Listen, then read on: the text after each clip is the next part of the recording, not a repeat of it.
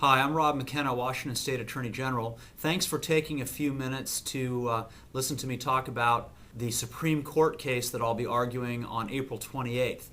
This is a case arising out of last year's referendum 71, and I want to take just a minute to explain what the issues are in the case and what we expect to happen at the Supreme Court and afterwards. Because even after the U.S. Supreme Court rules, this case is not entirely over, and it's important that everyone who has an interest in the case understand that.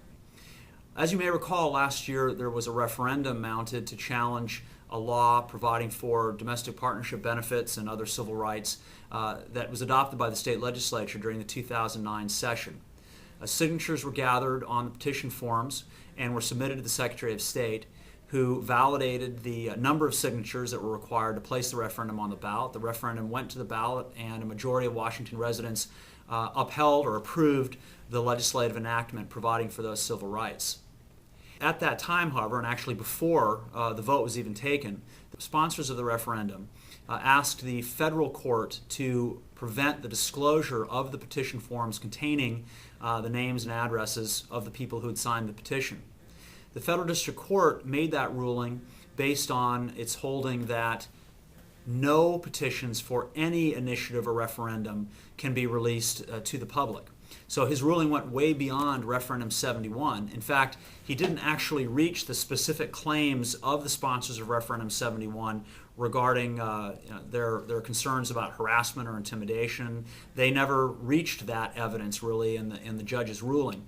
Instead, the judge ruled that anyone who signs a petition for a referendum, and by extension for an initiative or a recall petition or a nominating petition for a candidate, is engaged in what the judge called anonymous political speech.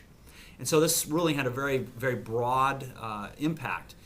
The Ninth Circuit Court of Appeals reversed the federal district court, and as a result, petitions would have been released to the public under public records requests. However, there was an appeal made to the United States Supreme Court. The Supreme Court stayed the effect of the Ninth Circuit's ruling and then ended up granting certiorari, or granting review, for an appeal from the Ninth Circuit case. So that's what I'm going to be in Washington, D.C. on April 28th to argue. It's this issue of whether or not people who sign petitions for a referendum or an initiative have some expectation of privacy and confidentiality. Whether they should be treated as having cast a secret ballot, for example. Our position in defending the state's public records law is that signing a petition for a referendum or an initiative, or for that matter any other kind of a petition to the government involving elections, is not a confidential act. It's conducted in public.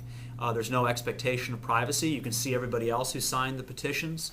But moreover, when someone signs a petition for a referendum or an initiative, they are engaged in a legislative act, because the people in Washington, through our Constitution, have reserved to themselves the right to legislate directly by referendum, by initiative. And we don't legislate in secret in this state.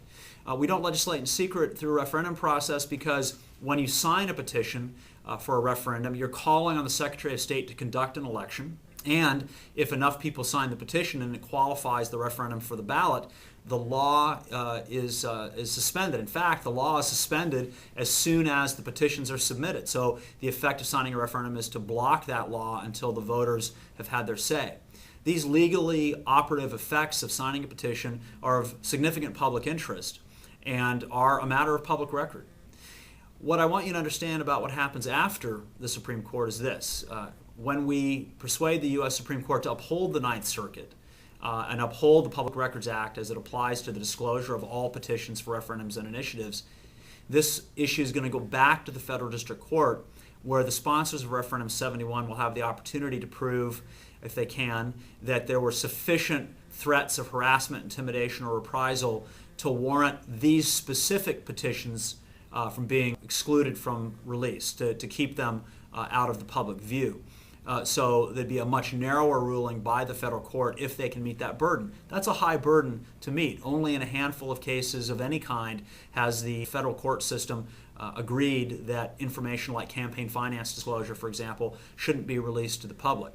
But there will be an opportunity to have that argument in the federal district court, even when we prevail in the U.S. Supreme Court in overturning the U.S. District Court, so that as a rule, all petitions for all referenda and initiatives and similar petitions will be presumed disclosable. Because, as I say, we don't legislate in secret. There's a strong public interest in having this information public.